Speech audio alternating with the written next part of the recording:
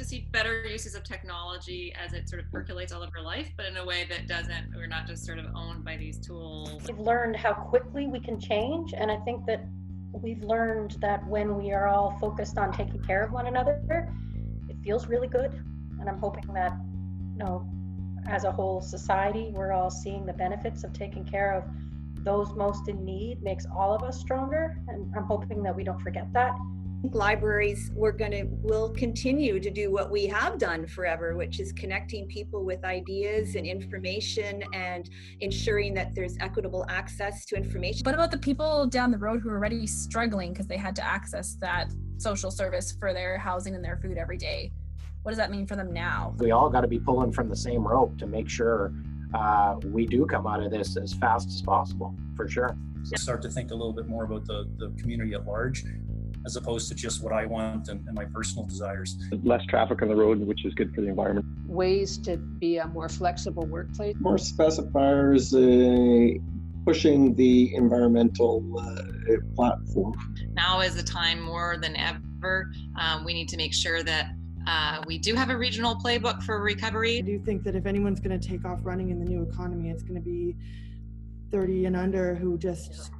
There's nothing daunting about picking up a new technology or a new job role. So I feel hopeful. And so I think there's a big opportunity to really actually jumpstart supporting local economy more than we have before. There's a real opportunity in that, in just helping each other out and being just much more human. More tolerance and understanding. And there's less commuting, so more telecommuting and things like that. I would like less damage to the planet.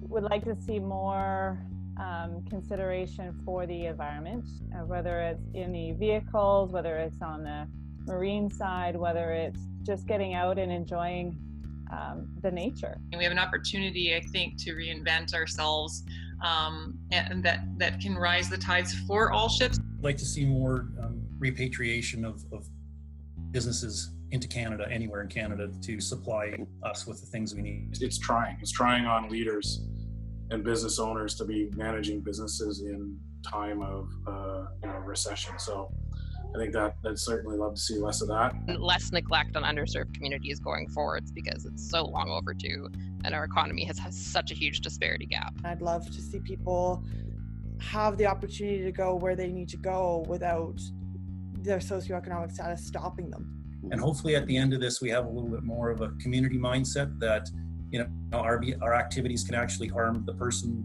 five houses down that we haven't ever met before.